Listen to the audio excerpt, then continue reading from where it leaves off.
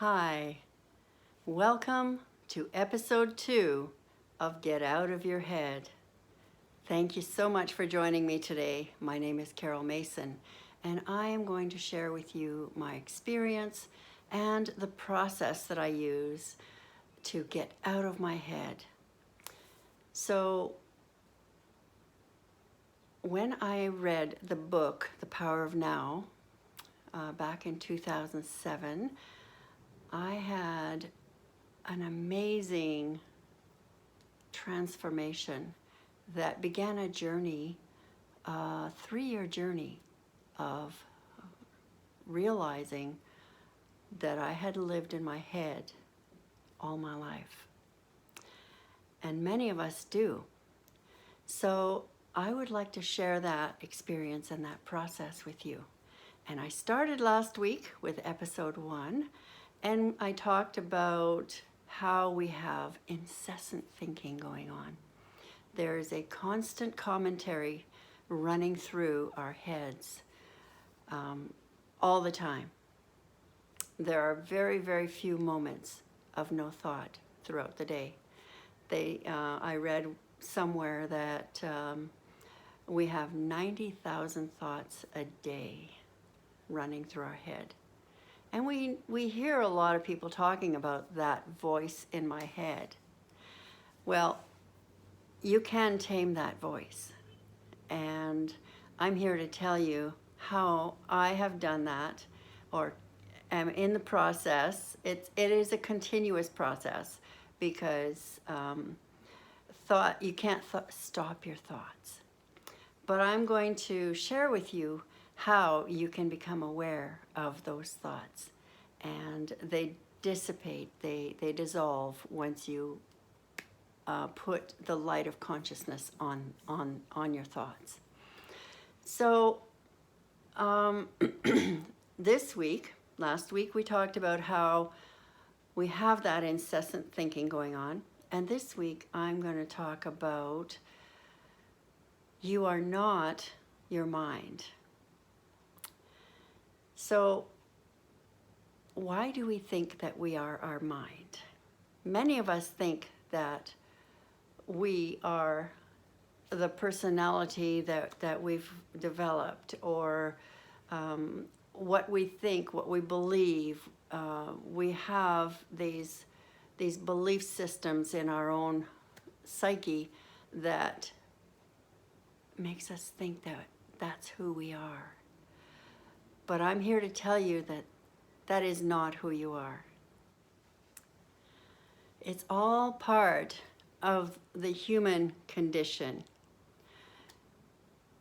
Everybody is afflicted with the same thing. But once we learn to become conscious of it, everything changes. So identity. What is an identity? An identity is fictitious. It's an illusion. It's what we create. It's with our thoughts. So I think years ago I read somewhere, and I can't remember who it was, but he said, "I think, therefore I am." And he was describing what the human condition is. He wasn't describing the truth, because your thinking is not who you are. But unfortunately, we live our life thinking that, or believing that that's who we are, and that's, we're born a certain way, we have these characteristics, these traits, we develop a personality. And I personally grew up thinking that I was my personality. And I'm sure many of you do. But what I realized once I started practicing presence, I realized that it was all just fictitious. It was all just a story that my mind told me, that my mind wanted to believe. So it was through the process of presence and watching my thoughts that I came to realize everything was just a story. So with that said, you are not your mind.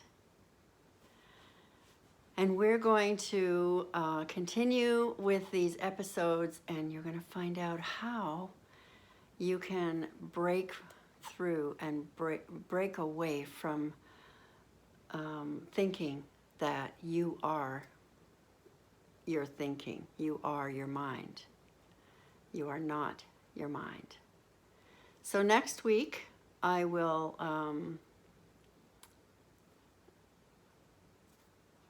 talk about how I learned to write to watch my thoughts. And that was a pretty amazing process. I started out just watching my thoughts, but it becomes overwhelming. The thought process is continuous, so you can't be watching your thoughts all day long.